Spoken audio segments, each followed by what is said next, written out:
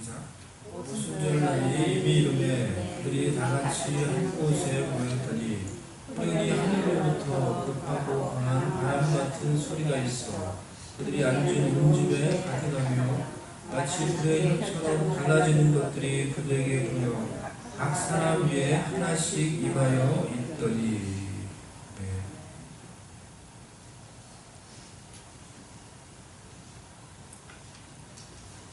오늘 오순절 날 성령 강림의 의미에 대해서 오늘 살펴보도록 하겠습니다.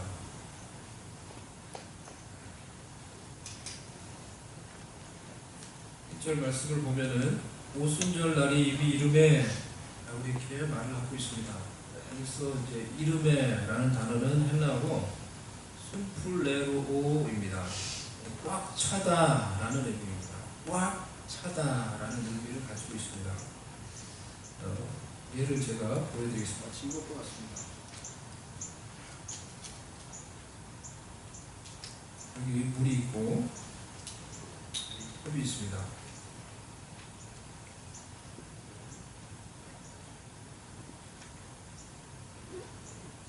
제가 컵에 물을 따랐습니다. 물이 꽉 찼나요?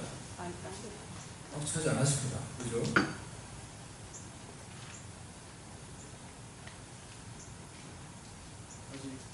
꽉 찼나요? 덜 찼습니다. 덜 찼습니다.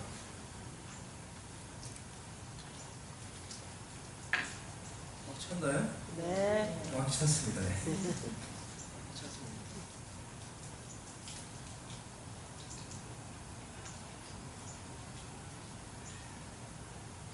이것이 꽉 찬다라는 의미입니다. 꽉 찬 거죠. 마치 컵에 물이 차오르듯이 조금씩 차오르는 것. 그래서 컵에 물이 꽉 찬 상태가 이 이르매라는 의미라는 것입니다. 오순절날이 이미 이르매라는 그 의미라는 것입니다. 그것이 꽉 차다 순풀레오라는 의미입니다.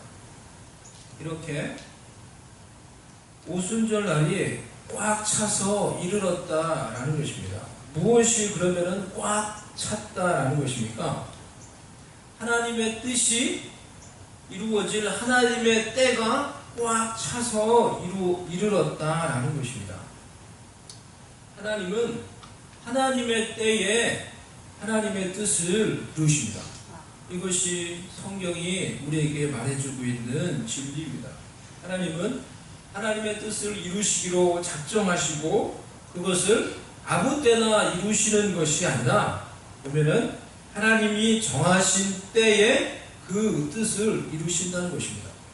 하나님이 아브라함에게 복을 주시기로 작정하셨습니다. 복을 주기로 작정하시고 땅의 모든 족속이 너의 씨로 말미암아 복을 얻을 것이라고 약속을 주시고 그 약속을 이루어 가시기 위해 그 뜻을 이루어 가시기 위해 그에게 첫 자손을 주시기로 한 때는 아브라함이 100세가 되는 때였습니다. 아브라함이 이 약속을 받은 75세 때도 아니고 1년이 지난 76세 때도 아니고 80세 때도 아니고 아브라함이 100세가 되는 때에 하나님께서 이 약속을 이루시기 위한 첫 자손을 그때 허락해 주셨습니다. 아브라함은 하나님의 약속을 받고 하나님이 약속하신 그때에 하나님의 약속이 이루어지기를 기다려야 했던 것입니다. 약속을 기다리는 동안 시간이 너무 걸려서 첫 자손을 얻는데 몇 년이 걸렸습니까? 25년은 걸렸어요. 약속이 다 이루어지는 것도 아니고 그 약속의 씨가 되는 첫 자손을 얻는데 25년이 걸렸어요. 그 약속을 기다리는 시간이 너무 길어서 힘들고 그 기간 동안 의심이 생겨서 넘어지기도 하고 실수도 하기도 했지만은 어쩔 수 없이 하나님이 정하신 때를 기다려야만 했습니다. 왜냐하면 하나님은 하나님이 정하신 때에 하나님의 약속을 하나님의 뜻을 이루시기 때문입니다. 우리도 하나님의 약속을 붙들고 하나님의 때를 기다리며 믿음으로 신앙의 경주를 달려가야 하는 것입니다. 예수님도 항상 성경을 보니까 하나님의 때를 기다리며 하나님의 때를 향하여 나아가며 전진하며 하나님의 때가 이르렀을 때 일하셨어요. 그래서 하나님의 뜻을 성취하셨어요. 아무 때나 일하지 않으셨다는 것입니다. 예수님이 첫 표적을 일으키신 곳이 어디죠? 갈릴리 가나입니다. 가나 혼인잔치에서 포도주가 다 떨어졌어요. 예수님께서는 그 현장에서 물을 가지고 포도주를 만드실 그런 첫 표적을 일으킬 계획을 가지고 계셨어요. 어머니 마리아가 와서 포도주가 다 떨어졌습니다 라고 이렇게 말을 하니까 예수님께서 무엇이라고 말씀하셨습니까? 여자예요. 나와 무슨 상관이 있나이까? 내 때가 아직 이르지 못하였나이다. 이렇게 말씀. 여자예요. 이 여자예라는 말은 한국말로는 이게 되게 이게 말이 이렇게 이제 만약에 어머니가 이렇게 이 말씀대로 여자예요. 나와 밥 먹어라 이렇게 나와 무슨 상관이 있나이까? 내 때가 이렇게 하면 어떻게 돼? 딸이 맞겠죠 엄마한테 오빠로. 이 여자예요 이런 말은 이렇게 한국말로는 뉘앙스가 좀 그렇지만은 이 원래 언어는 극존칭의 그런 말이에요. 존칭의 이제 의미예요. 그런 의미로 이제 어머니 마리아에게 말을 하는 거예요. 여자요. 나와 무슨 상관이 있나이까? 내 때가 아직 이르지 못하였나이다. 자신이 일할 하나님의 때가 아직 이르지 못하였다는 것입니다. 그리고 하나님의 때가 되니까 예수님께서 친히 종들을 불러서 물을 항아리 아구까지 채우라 하고 그 물을 연회장에게 갖다 주라고 하므로 물을 포도주로 만드는 그런 기적을 표적을 일으키신 것입니다. 요한복음 13장 1절에 보면은 6월절 전에 예수께서 자기가 세상을 떠나 아버지께로 돌아가신 때가 이룬 줄 아시고 세상에 있는 자기 사람들을 사랑하시되 끝까지 사랑하신다 라고 말씀하셨어요. 예수님께서 자기가 이제 다시 아버지께로 돌아가실 때가 다 이르렀다는 걸 아셨다는 거예요. 누가복음 9장 51절에는 예수께서 승천하실 기약이 차감해 예루살렘을 향하여 올라가기로 굳게 결심하시고 예수님은 하나님의 때를 아시고 하나님의 때를 기다리시며 하나님의 약속이 이루어질 하나님의 때가 다가옴을 아시고 결심하시고 준비하시고 하나님의 때에 일하시며 성취하시며 하나님의 뜻을 이루어 가셨던 것입니다. 우리에게도 하나님의 뜻이 이루어질 하나님의 때가 있는 것입니다. 하나님의 약속이 이루어질 하나님의 때가 우리에게도 있을 것입니다. 그때가 다가옴을 아시고 그때를 준비하시며 그때를 위하여 우리 자신을 거룩하게 하나님 앞에서 준비해 가며 거룩하기로 결심하시며 필요한 것들을 준비해 가며 영적으로 우리 자신들을 훈련시켜 가며 하나님이 정하신 때에 하나님께 붙들림 받아서 쓰임받고 하나님의 일을 성취하며 하나님의 뜻을 이루어갈 수 있는 저와 여러분이 될 수 있기를 바랍니다. 아멘. 그런 것이 정말 필요해요. 하나님의 때가 있다는 것을 알고 하나님의 뜻이 이루어질 그때가 있음을 알고 우리도 그때를 향하여 예수님이 예루살렘으로 올라가기로 결심하셨던 것처럼 그리고 그 예루살렘을 향하여 전진해 가셨던 것처럼 우리 자신을 준비하는 것이 필요합니다. 제가 피트니스를 새로 끊었는데요. 몸이 막 너무 피곤하고 그래서 끊었어요. 운동이 필요하다는 걸 더 많이 느끼는 것 같아요. 몸이 피곤하니까. 그런데 운동을 하면은 몸이 가뿐해져요. 운동을 해보신 분들은 압니다. 우리 이제 점점 이제 연세가 우리 성도님도 이제 들어가시는데 운동하셔야 돼요. 운동이 필요해요. 그래서 어제도 그랬어요. 처음 운이 끊고 새로 생긴 데 저기 있거든요. 저기 브레스트가 바뀌고 새로 피트니스가 새로 생겼어요. 거기 갔는데 다 기구가 새 거예요. 그러니까 거기 가서 운동을 제가 처음 이제 새로 했어요. 하고 나니까 몸이 막 가뿐해지는 거예요. 피곤해서 갔는데 운동을 해보니까 제가 어느 부분이 약한지를 알겠더라고요. 운동을 해보니까 어느 부분이 이제 힘든 거예요. 어느 부분이 약한지를 알겠는 거예요. 아, 그럼 이 부분을 좀 더 해야 되겠구나. 하고 나니까 몸이 좋아지는 것 같아요. 영적으로도 마찬가지예요. 우리가 영적인 훈련이 필요해요. 하나님의 때에 하나님의 뜻을 이룬다는 것을 알면은 우리도 예수님처럼 열심히 하시고 그 때를 위해서 우리를 거룩하게 준비하며 영적으로 우리 자신들을 무장하며 훈련해 나가야 되는 것입니다. 그리고 하나님이 허락하실 때 하나님께 쓰임받을 수 있도록 준비할 수 있는 우리가 될 수 있기 바랍니다. 아멘. 그럼 본문에 오순절 날은 어떤 의미에서 하나님의 때가 꽉 찼다라는 것입니까? 어떤 의미에서 하나님의 뜻을 이룰 하나님의 때가 꽉 찼다는 것입니까?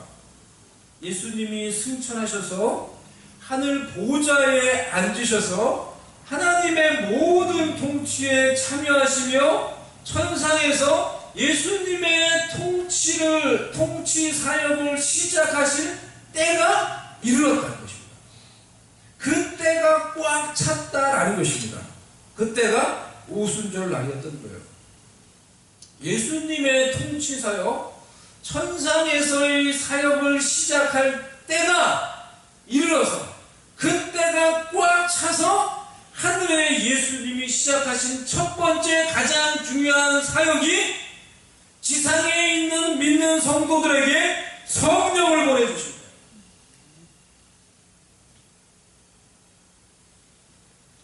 그것이 오순절 성령 강림으로 일어난 일들입니다. 예수님이 어떠한 분이신가? 우리가 다양한 말로 예수님에 대해서 우리가 표현하며 고백할 수 있지만 우리가 이 부분에서 우리가 생각해 보기를 원하는 것은 예수님은 성령을 보내주시는 분, 불과 성령으로 세례를 주시는 분이라는 것입니다. 세례 요한은 하나님께서 주신 계시를 통해서 예수님이 불과 성령으로 세례를 주시는 분이라는 것을 알았어요. 그래서 그렇게 예수님에 대해서 증언을 했습니다. 요한복음 1장 33절에 나도 그를 알지 못하였으나 나를 보내어 물로 세례를 베풀라 하신 그 이가 나에게 말씀하시되 성령이 내려서 누구 위에든지 머무는 것을 보거든 그가 곧 성령으로 세례를 베푸는 이인 줄 알라 하셨기에. 예수님이 어떤 분이시라고요? 예수님께서는 곧 성령으로 세례를 베푸시는 분인 줄 알고 믿으시기를 바랍니다. 마태복음 3장 11절에 나는 너희로 회개하게 하기 위하여 물로 세례를 베풀거니와 내 뒤에 오시는 이는 나보다 능력이 많으시니 나는 그의 신을 들기도 감당하지 못하겠노라. 그는 성령과 불로 너희에게 세례를 베푸실 것이요. 이렇게 증언을 하고 있습니다. 성령과 불로 세례를 베푸시는 예수님. 이 예수님의 사역이 어떻게, 이 약속이 어떻게 성취되었습니까? 승천하신 예수님이 하늘 보좌에 앉으셔서 오순절날 때가 이름에 모인 성도들에게 성령을 부어주심으로 이 사역의 약속이 성취된 것입니다. 또한 후에 초대교회 성도들이 예루살렘에 모인 이 성도들이 핍박을 받았어요. 사도행전을 보니까 복음을 증거하느라고 핍박을 받습니다. 그러니까 그들이 다시 모여서 예수의 이름으로 하나님의 능력으로 표적과 기사를 전하게 하시고 복음을 담대히 전할 수 있게 해달라고 간절히 모여서 기도하니까 그 모인 땅이 진동하며 그들이 다시 성령으로 충만하게 됩니다. 그들을 다시 성령으로 충만하게 주심으로 베드로가 고넬료의 집에서 말씀을 증거할 때 그 모인 자들 위에 성령을 부어 주심으로 그리고 지금도 이 땅에 살고 있는 믿는 자들이 기도하며 신실히 복음을 전할 때 그들에게 성령을 부어주시고 그들을 성령으로 충만케 하심으로 성령으로 세례를 베푸신다는 예수님의 이 사역의 사역의 약속을 성취해 가고 있는 것입니다. 아멘? 예수님은 믿는 우리에게 지금도 성령과 불로 세례를 베풀어 주시는 분이십니다. 지금도 천사에서 그 사역을 하고 계신 것입니다. 지산에 믿는 성도인 우리가 모여서 마음을 합하여 간절히 기도할 때 우리에게 성령을 부어주심으로 우리를 새롭게 하시며 우리를 거룩하게 하시며 하나님의 뜻을 위해 준비해 가시는 것입니다. 교회가 세상의 정신과 육신적인 일들로 흔들리지 않고 깨어 간절히 기도할 때 불세례로 성령의 세례를 우리 가운데 베풀어 주심으로 우리의 죄악들을 태우시고 쭉정이는 태워서 심판받게 하시고 알곡은 더욱 알곡이 되게 준비시켜 가시는 것입니다. 마태복음 3장 11절 우리가 읽었던 말씀을 다시 보면요, 나는 너희로 회개하게 하기 위하여 물로 세례를 베풀거니와 내 뒤에 오시는 이는 나보다 능력이 많으시니 나는 그의 신을 들기도 감당하지 못하겠노라. 그는 성령과 불로 너희에게 세례를 베푸실 것이요. 12절 손에 키를 들고 자기의 타작마당을 정하게 하사 알곡은 모아 곳간에 들이고 쭉정이는 꺼지지 않는 불에 태우시리라. 손에 키를 들고 있는 분이 누구입니까? 여러분 키 아시죠? 저는 해본 적이 별로 없지만 이 키가 뭔지 압니다. 우리 동사 해보신 분들 다 아실 거예요. 이 뭡니까? 이 벼 같은 게 이제 알곡과 쭉정이 이거 같이 있을 때 이 키라는 거에 그렇게 막 이렇게 흔들면은 바람이 불면서 가벼운 쭉정이 이제 날아가는 거죠. 무거운 알곡은 그대로 다 떨어지면서 계속 알곡만 모이게. 손에 키를 들고, 누가 이 키를 들고 있는 거예요? 예수 그리스도. 예수 그리스도께서 키를 들고 지금 알곡과 쭉정이를 구별하며 더욱더 정결하게 하는 그 일을 하고 계시다는 거예요. 믿는 성도들에게 불세례를 부어주심으로 그들 속에 있는 모든 육신적인 것들, 모든 죄된 것들, 모든 정욕적인 것들은 하나님 앞에서 드러나며 하나님 앞에서 모두 불세례로 태우시고 없애시고 정결하게 하셔서 더욱더욱 알곡이 되게 해주시고 쭉정이는 모아서 영원히 꺼지지 않는 그 심판의 불로 태울 것을 예비하고 있다는 것입니다. 예수님께서 이 일을 준비하며 예비하고 있다는 겁니다. 그러니 사랑하는 성도 여러분, 깨어 기도함으로, 합심해서 기도함으로, 간절히 주님 앞에 나아 우리가 기도함으로 예수님이 부어주신 성령의 세례와 불세례를 받을 수 있는 저와 여러분 될 수 있기를 바랍니다. 예수 그리스도 우리에게 불과 성령으로 세례를 주시는 분이라고 말씀하셨습니다.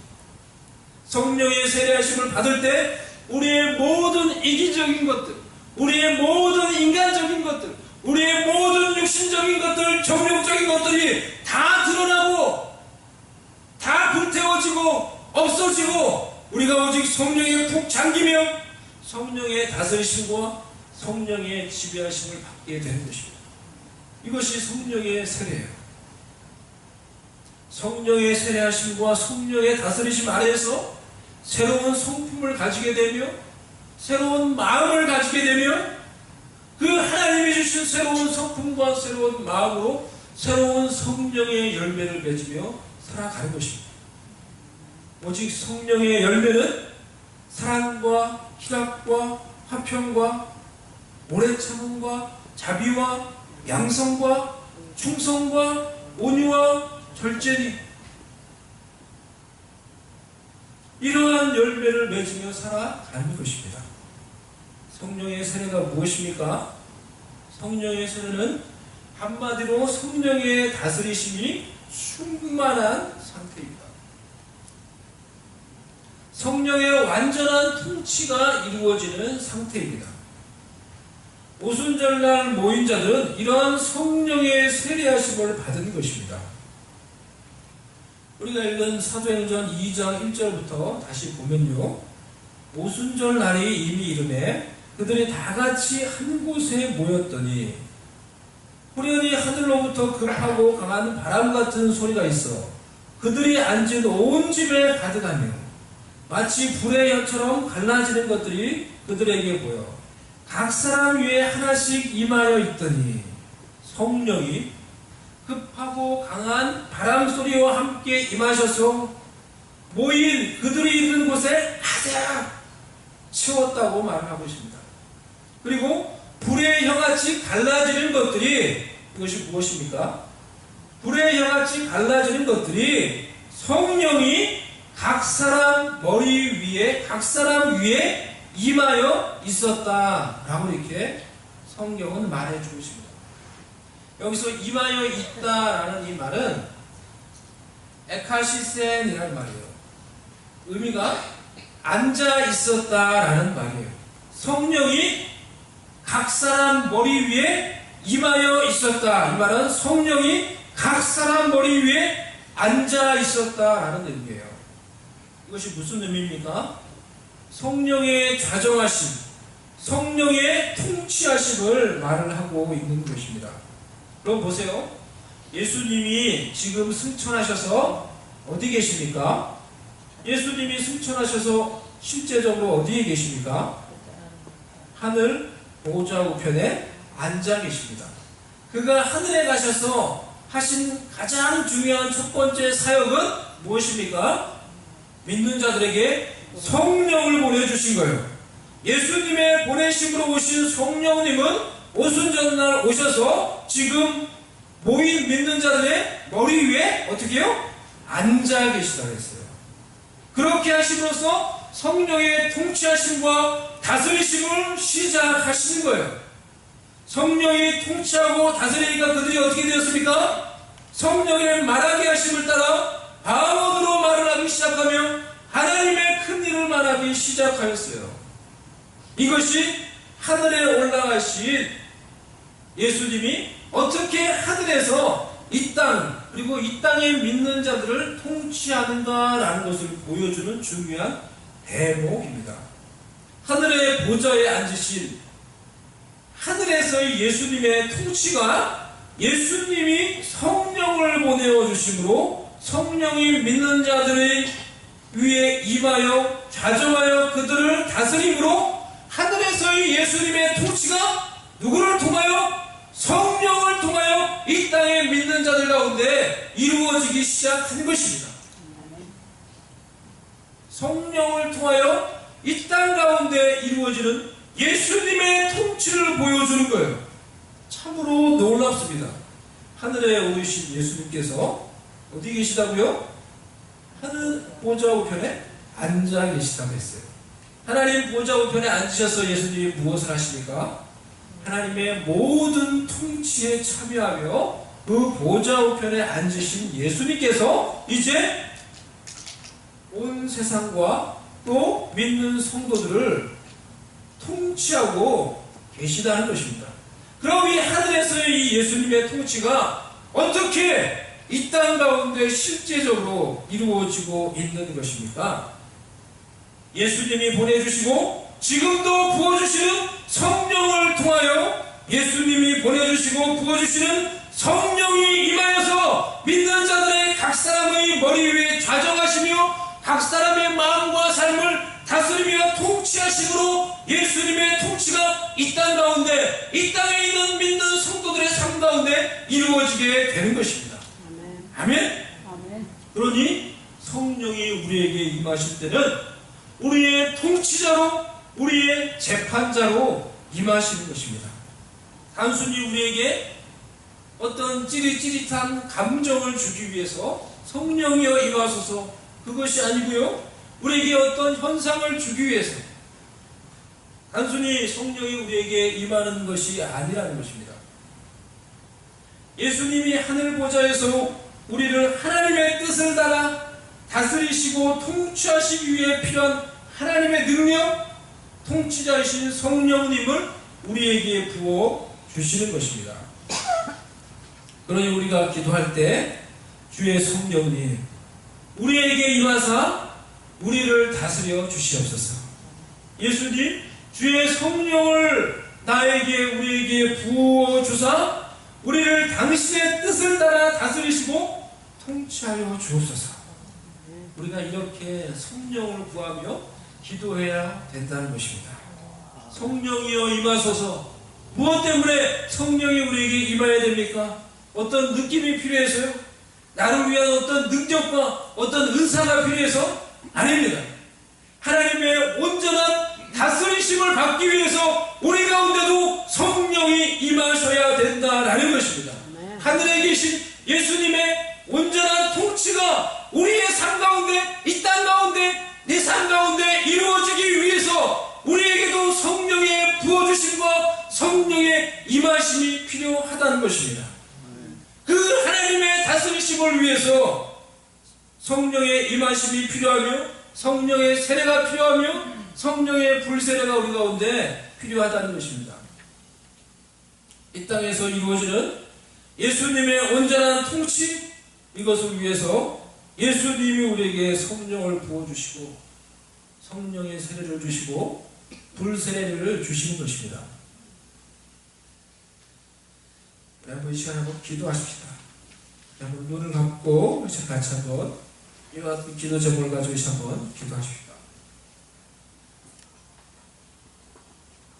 예수님, 우리에게 성령을 부어주셔서 나의 삶과 나의 미래와 나의 가정과 우리 공동체를 온전히 완전히 주장하시고 다스려 주옵소서. 우리에게 성령으로 임하셔서 우리를 다스리시고 우리를 지키시고 우리를 보호하시고 인도하셔서 하나님의 가장 기뻐하는 뜻이 나의 삶과 가정과 우리 공동체 가운데 이루어지게 해주시옵소서. 이것을 위해서 성령의 임하심이 필요하오니 성령의 다스리심이 필요하오니 오셔서 우리 가운데 좌정하셔서 통치하신 것이 필요하오니 예수님, 우리가 당신께 순복하오니 우리가 당신께 항복하오니 성령님 우리에게 임하여 주시옵소서. 우리에게 성령을 부어주사 우리를 다스려 주시옵소서. 우리 다같이 이런 기도 제목을 가지고 오늘 우리가 나눈 이 말씀을 기억하며 성령의 임하심을 위하여서 임하셔서 우리를 다스려 달라고, 그래서 우리의 삶 가운데 공동체 가운데 하나님의 뜻만이 온전히 이루어지게 해달라고 시간이 주 예수께, 우리에게 성령으로 세례하시는 주 예수께, 우리에게 불로 세례하시는 주 예수께 성령을 부어달라고 시간을 같이 부심에서 다 같이 기도하며 하나님께 나아가도록